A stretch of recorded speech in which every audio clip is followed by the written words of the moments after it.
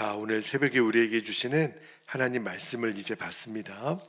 오늘은 요한복음 19장 31절에서 37절까지 말씀을 한 절씩 봤고요. 마지막 37절은 같이 읽도록 하겠습니다. 31절입니다. 이날은 준비일이라 유대인들은 그 안식일이 큰 날이므로 그 안식일에 시체들을 십자가에 두지 아니하려 하여 빌라도에게 그들의 다리를 꺾어 시체를 치워달라 하니 군인들이 가서 예수와 함께 못 박힌 첫째 사람과 또 그 다른 사람의 다리를 꺾고 33절 예수께 이르러서는 이미 죽으신 것을 보고 다리를 꺾지 아니하고 그중 한 군인이 창으로 옆구리를 찌르니 곧 피와 물이 나오더라. 이를 본 자가 증언하였으니 그 증언이 참이라. 그가 자기의 말하는 것이 참인 줄 알고 너희로 믿게 하려 함이니라. 이 일이 일어난 것은 그 뼈가 하나도 꺾이지 아니하리라 한 성경을 응하게 하려 함이라. 37절 함께요. 또 다른 성경에 그들이 그 찌른 자를 보리라 하였느니라. 아멘. 하나님 말씀입니다. 자, 오늘 새벽에는 설교 제목이 제가 기도도 했었는데 자기 아들을 아끼지 아니하시고 라는 제목으로 말씀을 나누고 기도할게요. 왜 그런 제목을 선택했냐면 예수님이 십자가에서 우리에게 보여주신 그 사랑도 또 그 아들을 내어주신 하나님의 사랑도 하나님 편에서는요 우리에게 아무것도 남김없이 전부를 내어주신 사랑이기 때문에 그렇습니다. 요한복음 19장은요 예수님의 십자가의 죽음을 우리가 보고 있잖아요. 그러니까 세상 사람들이 보았을 때는 예수님의 십자가는 수치와 저주의 십자가예요. 사람들은 기대했거든요. 예수님이 왕이 될 줄 알았어요. 그랬던 예수님이 비참하게 십자가에서 죽으십니다. 그런데 우리가 지난 월요일 날 말씀을 나눴잖아요. 예수님은 십자가에서 죽으시면서 여섯 번째로 요한복음에서는 마지막 말씀이지만 30절에 다 이루었다 그렇게 말씀을 하셨어요. 정말 그러셨죠. 예수님 십자가에서 죽으심으로 온 인류를 향한 하나님의 구원을 그 사명을 감당을 하셨어요. 그러나 그 일이 예수님의 힘과 능력으로 한 것이 아니에요. 하나님의 그것을 감당할 수 있는 힘을 주셨기 때문에 사실은 다 이루었다 이 표현은요 다 이루어졌다 그렇게 쓰는 것이 원문에 가깝습니다. 자, 그런데 하나님이 예수님을 통해서 하나님의 구원의 계획을 이룰 수 있었던 것이 조건이 있었다 그랬죠. 예수님이 자기 자신을 하나님께 죽음으로 내어드렸기 때문에 그래요. 그러니까 여러분 예수님의 생명을 하나님께 내어드린 이 십자가 사건은요 우리 입장에서 보면 예수님은 우리에게 모든 것을 다 내어주신 사건이라는 겁니다. 자, 이제 오늘 본문으로 들어가 볼게요. 자, 31절 말씀을 한번 보면 31절에 시작이 이렇게 되어 있어요. 이날은 준비일이라. 무슨 준비일일까요? 안식일의 준비일이라는 거예요. 여러분 예수님이 십자가에 달려 죽으신 날이 금요일이잖아요. 그러니까 금요일은 안식일을 준비하는 날인데 유대인들의 안식일이 언제 시작이 돼요? 금요일 날 밤 6시 그러니까 시작이 되는 거예요.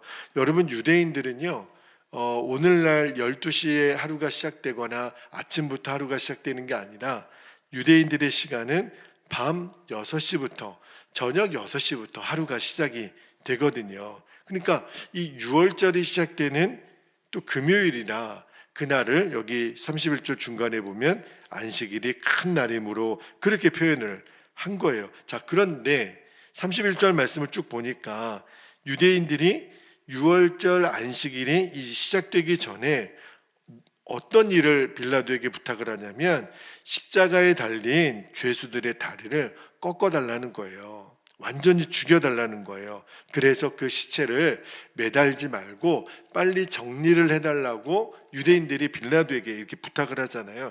그러니까 이게 왜 그러냐면 신명기 21장 23절에 있는 율법에 의하면 나무에 달린 시체를요 밤새도록 매달아 달면 그 땅을 더럽히는 거라고 생각을 했던 거예요. 그래서 그 부정함 속에서 유월절을 맞이할 수는 없잖아요. 그래서 유대인들이 했던 부탁이 뭐냐면 저 십자가에 매달려 있는 시체들을 다리를 꺾어버려서, 그러니까 완전히 죽음으로 처리해서 시체를 치워달라는 거예요. 그런데 왜 그런 부탁을 했냐면 간혹 가다가 십자가는 사형틀이잖아요. 그런데 십자가에 매달았는데 사람이 금방 안 죽는 거예요. 막 이틀, 3일까지도 가는 사람들이 있으니까 시체를 치우려면 어떻게 해요? 완전히 죽여야 되잖아요. 다리를 꺾어버려 달라는 거예요. 여러분, 다리를 꺾는 거는 어떻게 꺾을까요? 망치로 그 다리를 부러뜨리라는 거예요. 그러면 이 몸의 무게가 이렇게 폐에 짓눌려 가지고요, 이렇게 질식사하는 거예요. 너무 잔인하죠. 그런 부탁을 지금 빌라도에게 하는 겁니다. 그러니까 그렇게 하라고 명령을 내렸을 거 아니에요. 32절에 보니까 실제로 군인들이 예수님과 함께 못 박힌 첫 번째 사람의 다리를 꺾어버려요. 그러면 여러분 순서적으로 보면 지금 예수님은 운명하신 상태예요. 자, 그러면 첫 번째 사람 다리를 꺾었어요. 그러면 누구를 꺾어야 돼요? 예수님 다리를 꺾어야죠. 그런데 오늘 순서를 잘 보면 예수님 건너뛰고 그 다음 편에 있는 사람, 그러니까 예수님 좌우편에 있는 십자가에 매달린 사람들의 다리를 꺾고, 그리고 이제 세 번째로 예수님의 십자가로 온 거예요. 자, 그런데 33절 한번 보세요. 33절에 보면 예수께 이르러서는, 그러니까 예수님의 십자가 좌우편에 사람들의 다리는 꺾어버렸다 그랬어요. 예수님께 이르러서는 이미 죽으신 것을 보고 어떻게 해요? 다리를 꺾지 아니하고, 그렇게 돼 있어요. 그냥 우리는 요 성경이 그냥 무심코 지나갈 만한 성경인데요, 잘 생각해 보면 이 로마 군인들의 행동이 좀 이상합니다. 왜냐하면 빌라도가 죄수들의 다리를 꺾어라 그렇게 명령을 했으면 죄수들은 세 사람 다 꺾어버리면 돼요. 그래서 첫 번째 사람도 꺾었고 세 번째 있는 사람도 꺾어버렸잖아요.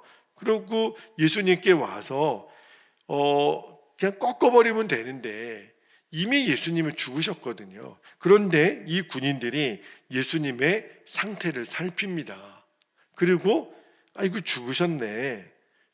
그리고 예수님의 다리는 꺾지 않아요. 여러분 좀 이상하지 않아요? 왜 꺾으라고 그러면 다 꺾어버리면 되는 거잖아요. 근데 그 이유가 나와요. 36절 한번 보세요. 왜 이들이 예수님 다리를 꺾지 않았냐면 이 일이 일어난 것은 그 뼈가 하나도 꺾이지 아니하리라 한 뭘요? 성경을 응하게 하려 함이라.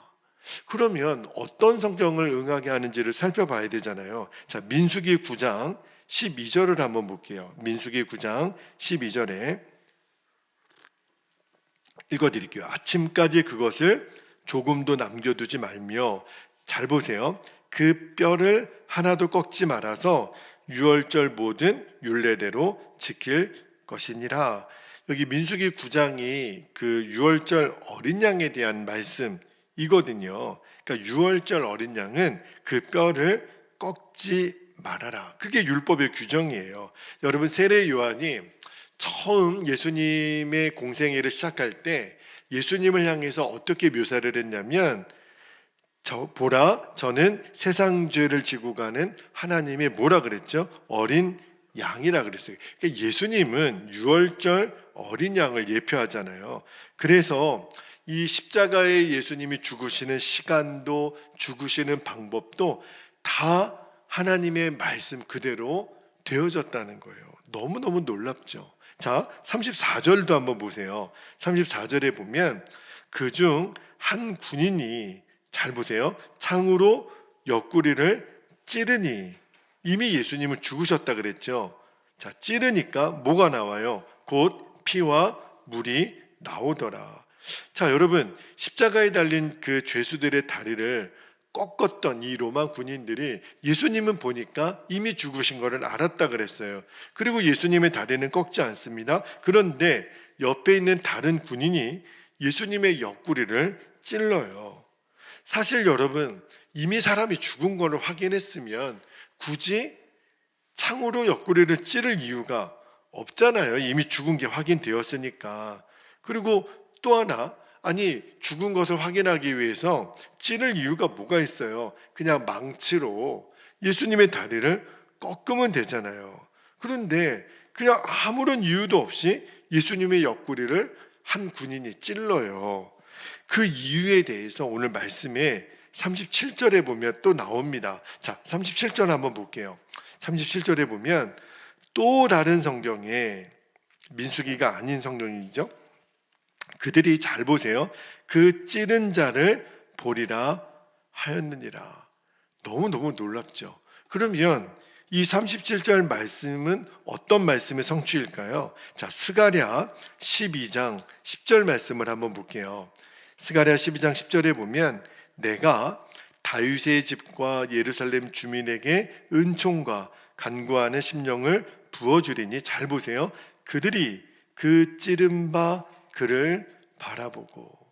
요 스가랴 요 성경이요, 메시아에 대한 예언의 말씀이거든요. 그러니까 예수님이 창에 찔리시는 것도 예언의 성취, 하나님 말씀이 그대로 이루어지는 일이었다라는 거예요. 그러니까 이 로마 군인들의 행동이 그냥 되어진 행동이 아니라는 거예요. 다리를 꺾지 않은 것도, 옆구리에 창을 찌른 것도 모두 하나님 말씀을 응하게 하려, 하나님의 예언을 성취하게 하려 하였다라는 거예요. 그런데 그렇다면요, 이 사람들은 하나님 말씀을 이루기 위해서 그 로마 군인들이 말씀이 있는지 어떻게 알겠어요? 그죠? 우리 생각에는 야, 그들이 말씀을 진짜 이루게 하려고 행동을 했을까? 그들이 알아서, 그들이, 로마 군인들이 말씀을 알아서 그렇게 한 게 아닌 거죠. 여러분, 하나님을 믿지도 않고 하나님 말씀도 몰랐던 이들은 하나님의 말씀이 이루어지는 행동을 했어요. 누구에 의해서 된 걸까요? 하나님에 의해서 된 거예요. 여러분 잘 보세요. 하나님은 하나님의 아들 독생자 예수 그리스도를 조롱하고 때리고 십자가에 못 박고 그리고 십자가에 죽였던 그 사람들을 통해서도 놀랍게도 하나님은 하나님의 뜻을 이루어내세요. 여러분 너무 놀랍죠? 때로는 우리도 정말 내가 그 사람을 향하여 무슨 공격도 한 것도 아니고 해코지도 하는 것도 아닌데 아무 연고 없이 나를 핍박하고 나를 모함하고 나를 싫어하고 나에게 악한 행동을 하는 그런 상황을 만날 때가 있잖아요. 여러분 그때 오늘 이 말씀을 기억하셨으면 좋겠어요. 하나님은 아무런 생각도 없이 했던 그 로마 군인들의 행동 하나하나도 하나님 말씀을 이루기 위한 도구로 쓰시는 분이구나. 우연은 없다는 거예요. 그러므로 나에게 일어나는 이 모든 일도 하나님의 뜻이라면, 되어지는 이 모든 일이 하나님의 뜻이라면 우리는 어떻게 반응해야 되냐면, 맞습니다 주님, 저를 통하여 하나님의 뜻을 이루어 주십시오. 그래서 우리는 불평하거나 낙심하지 않을 수 있는 거예요. 자, 여러분 조금 전에 읽어드렸던 34절 말씀을 다시 한번 볼게요. 거기 보면 그중 한 군인이 창으로 옆구리를 찌르니 뭐가 나왔다 그랬냐면 곧 피와 물이 나오더라. 여러분 사람의 몸을요 창이나 칼로 찔러 보세요. 그럼 뭐가 나와요? 피가 나오지 물이 나오지는 않아요. 그런데 오늘 이 본문의 34절에 보니까 군인이 이게 예수님 옆구리를 찌르니까 피만 나온 게 아니라 물이 나왔다 그랬어요. 그러니까 이 부분도 의사들이 연구를 했다는 거예요. 독일 의사들이. 여러분 온 몸에, 우리 인간의 몸에 피가 다 소진되면 맨 마지막으로 나오는 게 물이 함께 나온답니다. 너무 희한하죠. 그러니까 우리는 칼로 베면 물이 나옵니까? 피가 나오죠. 물론 피도 물이 섞여 있는 액체이지만 성경은 이 물이 같이 나왔다라고, 이 표현이 뭐죠? 거의 예수님은 마지막 피 한 방울까지도 다 우리를 위하여 남김없이 주셨다는 거예요. 여러분, 그냥 우리가 흘러가는 그런 성경이 아닌 거예요. 말씀을 묵상하다가 하나님 어떤 은혜를 주셨냐면, 맞다, 예수님은 왜 마지막 피 한 방울까지도, 물이 나올 때까지도 우리를 위하여 피를 흘려 주셨나? 왜 그렇죠? 내 피는 너희들의 모든 죄를 덮는 능력이 있다라는 것을 말씀해 주시는 거라는 것을 알았어요. 여러분, 예수님이 잡히시던 날 제자들에게 성만찬을 행하시면서 이런 말씀을 하셨죠. 마태복음 26장 28절에 보면 예수님이 말씀하십니다. 이것은 죄 사함을 얻게 하려고 많은 사람을 위하여 흘리는 바 나의 피 곧 언약의 피니라. 예수님의 피는요, 저와 여러분의 죄를 씻기시는 피라는 거예요. 그런데 이 사도 요한은 그 예수님의 마지막 죽으심을 피 한 방울까지도 남김없이 주셨다, 그거를 기록하고 있는 거예요. 왜 그럴까요? 왜 요한 사도는 그것을 다른 복음서에는 없는 것을 강조했냐면, 예수님의 보혈은 우리들의 모든 죄를 씻기고도 남는다라는 것을 강조하는 거예요. 여러분, 예수님의 보혈이 씻기지 못하는 죄는 없습니다. 예수님의 보혈 한 방울만 있어도 우리들의 모든 죄는 다 씻기지는 것을 믿으시게 되기를 축복합니다. 그리고 예수님이 마지막 피 한 방울까지도 남김없이 주셨다, 이 말씀을 묵상하면서 또 하나 주님 주신 은혜가 뭐였냐면, 바로 예수님의 이제 아버지시죠. 하나님 아버지의 사랑이에요. 여러분, 우리가 주일 예배, 공예배를 드릴 때 목회자들이 축도를 합니다. 축도를 할 때 어떤 말씀에 근거해서 축도를 하냐면, 자, 고린도후서 13장 13절 이 말씀으로 목회자들이 축도를 하는데, 주 예수 그리스도의 은혜와 하나님의 사랑과 성령의 교통하심이 너희 무리와 함께 있을지어다. 그러니까 삼위일체 하나님의 이름으로 마지막 축복 기도를 하지 않습니까? 그런데 성경은요, 예수 그리스도의 은혜라 그러고 하나님 아버지의 사랑이라 그래요. 그런데 저는 오늘 말씀을 묵상하다가 예수님이 십자가에서 마지막 피 한 방울까지도 남기지 않으시고 우리를 위하여 내어주셨다면, 저는 오히려 예수님의 사랑이 더 가깝지 않나, 그런 생각이 드는 거예요. 예수님의 사랑과 하나님의 은혜, 이게 더 적합하지 않나, 그런 생각을 들었는데, 오늘 말씀을 읽다가 아니다, 하나님의 사랑, 이게 맞구나 하는 거를 알았어요. 자, 여러분, 요한복음 15장 12절에서 14절까지 말씀에 보면 예수님이 새 계명을 제자들에게 주시면서 이렇게 말씀하십니다. 내 계명은 곧 내가 너희를 사랑한 것 같이 너희도 서로 사랑하라 하는 이것이니라. 13절에 사람이 친구를 위하여 자기 목숨을 버리면 이보다 더 큰 사랑이 없나니 너희는 내가 명하는 대로 행하면 곧 나의 친구라, 그렇게 말씀하셨어요. 여러분, 성경은요, 예수님의 사랑을 목숨을 내어준 사랑이라고 그렇게 말합니다. 예수님 십자가에서 진짜 그러셨잖아요. 저와 여러분을 위하여 생명을 내어주신 사랑이 예수님의 십자가 사랑이잖아요. 그런데 여러분, 우리도 누군가를 향하여 목숨을 내어주는 사랑을 할 수 있을까요? 만약에 한다고 치더라도 제가 한번 생각해 봤어요. 내가 누군가를 위하여 목숨을 줄 수 있을까? 정말 그런 상황이 다다랐을 때 내가 그 사랑을 한다 치더라도 우리는 결코 감당하지 못할 사랑이 있습니다. 그게 뭐냐면, 내 아들을 내어주는 것은요, 어느 부모도 할 수 없습니다. 여러분, 내가 죽으면 죽었지 내 아들의 생명을 누군가에게 줄 수 있는 것은 인간의 사랑으로는 불가능한 사랑이에요. 뭘 말하는 거냐면 오늘 우리가 본문 말씀을 통해서 깨닫게 되는 은혜가 뭐냐면 하나님 사랑의 크기는요, 우리 인간이 죽었다 깨어나도 알 수가 없다는 거예요. 여러분, 독생자를 주신 사랑이 뭐죠? 하나님은 당신보다 더 큰 사랑을 우리에게 주셨다라는 거예요. 저는 옛날에 한번 오해를 한 적이 있어요. 예수님이 십자가에서 죽으실 때 하나님 아버지는 뭐 하셨나? 여러분, 그런 생각 안 들어요? 아니, 자기 아들이 죽어가는 모습을 보고 그거를 지켜보는 아버지가 어디 있어요? 그거는 말이 안 되는 거잖아요. 그런데 십자가를 묵상하면 묵상할수록 예수님 십자가에 매달려 계실 때 하나님은 도대체 뭐 하셨을까? 어디서 보고 계셨을까? 여러분, 어디서 보고 계시긴요. 예수님이 십자가에 달리실 때 하나님은 그 예수님의 십자가 뒤편에 사랑하는 아들을 붙잡고 계셨어요. 예수님의 십자가는 예수님만 죽으신 십자가가 아니라 하나님 아버지 당신이 거기에 같이 매달려서 그 아들을 붙잡은 사랑이에요.